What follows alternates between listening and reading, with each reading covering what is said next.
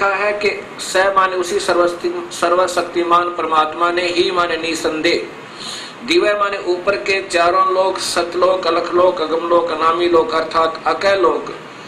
आदि ये लोग तो दिव्य गुणों युक्त लोगों को रत सथा माने बिल्कुल अविनाशी तौर पर अजर अमर रूप में से स्थिर किए करके सह माने उन्हीं के सम्मान पृथ्व्या माने ये पृथ्वी वाले लोग परब्रह्म और ब्रह्म के ये सभी लोग पृथ्वी लोग कहलाते हैं।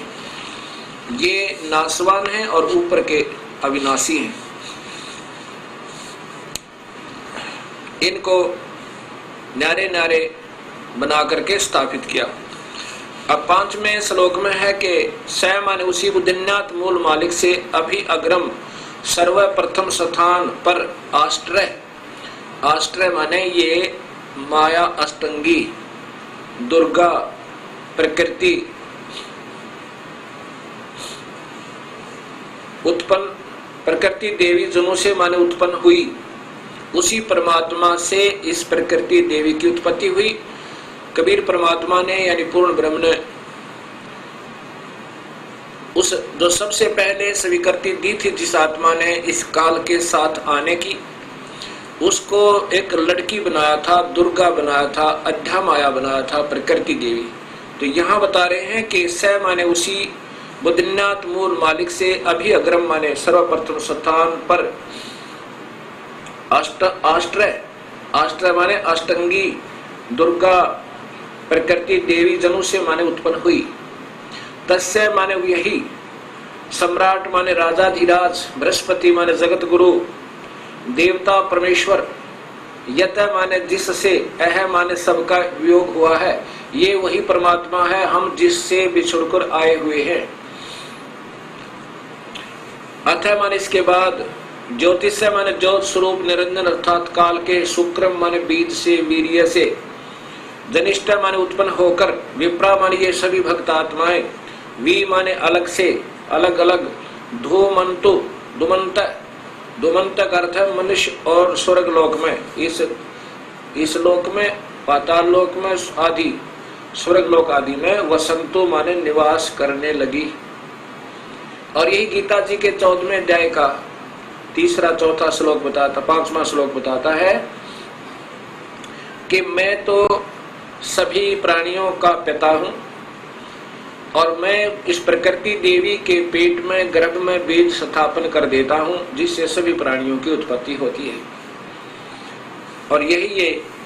अथर्ववेद बता रहा है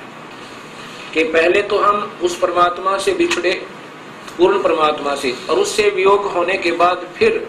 इस काल के और प्रकृति के संयोग तक हम ये न्यारे न्यारे रहने लगे, बस यहाँ अपना अलग शरीर बना। अब 6वां श्लोक बताता है कि पूर्व माने पहले वाले, नूनम माने निसंदेह, तत्व माने वह पूर्ण परमेश्वर ही, अस्य माने इस, काव्य माने शास्त्र अनुकूल साधक को, काव्य माने शास्त्र अनुकूल साधक को,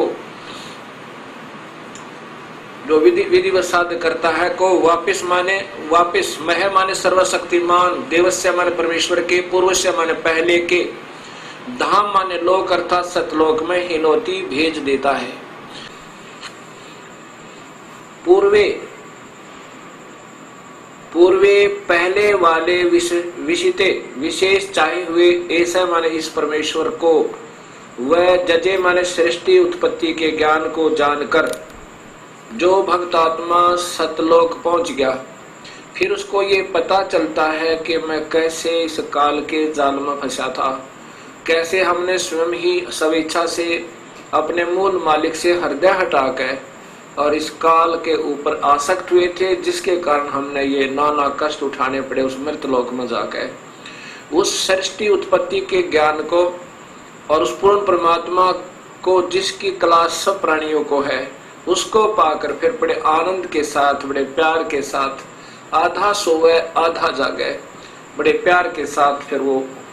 वर्णन करता है उस परमात्मा की महिमा का। हे मालिक, बड़ी दया करी, आपने इस काल के जाल तक हमें निकाल लाए। बहु अभी बहुत आनंद साकम मन के साथ अर्धः माने आधा, ससन सोता हुआ,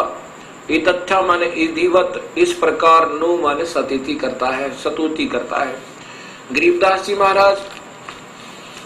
जो हरियाणा में छुडानी के अंदर उनका प्रादुर्भाव हुआ है, उनको भी परमेश्वर कबीर साहब आए थे और सतलोक लेकर गए थे उस आत्मा को,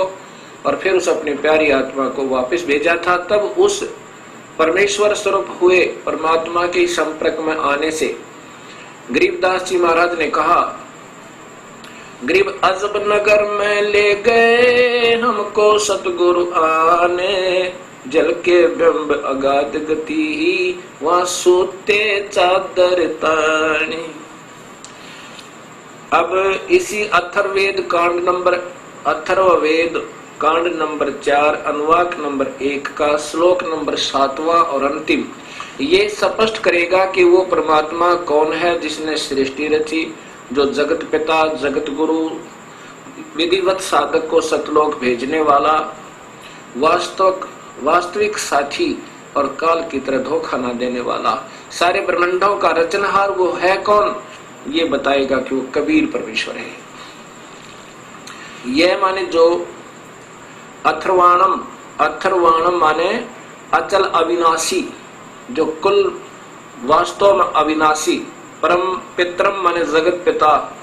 देव बंधु, भक्त का, आत्मा का वास्तविक साथी अर्थात आत्मा का आधार, बृहस्पति जगत गुरु,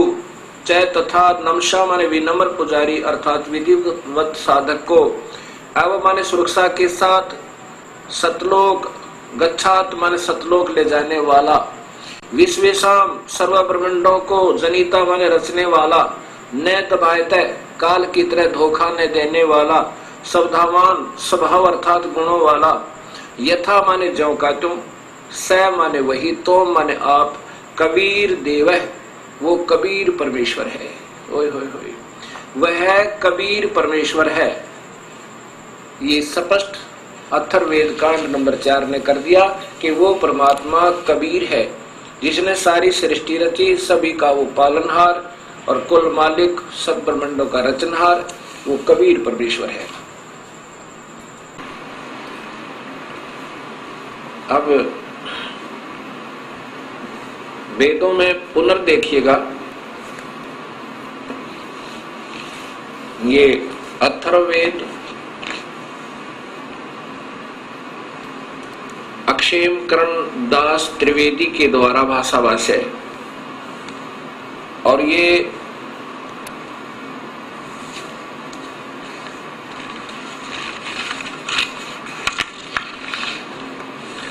अथर्ववेद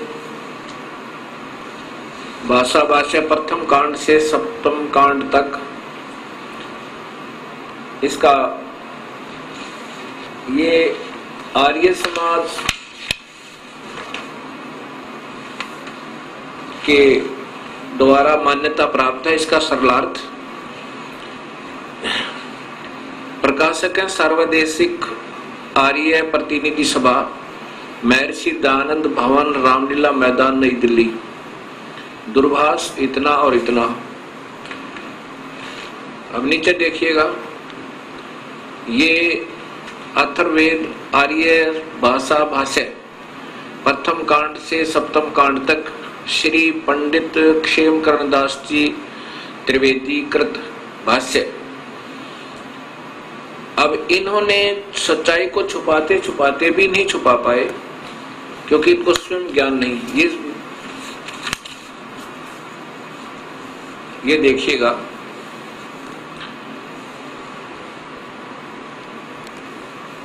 ये वही अथर्ववेद चतुर्थ कांड भाषा भाष्य चतुर्थ कांड है। इसके ये देखो यहां पर, स ही दिव्य स पृथ्वी रत्सता, ये वही श्लोक है चौथा कांड नंबर 4 का वाक नंबर 1 का श्लोक नंबर 4 में। ये स्वयं स्वीकार करते हैं कि स माने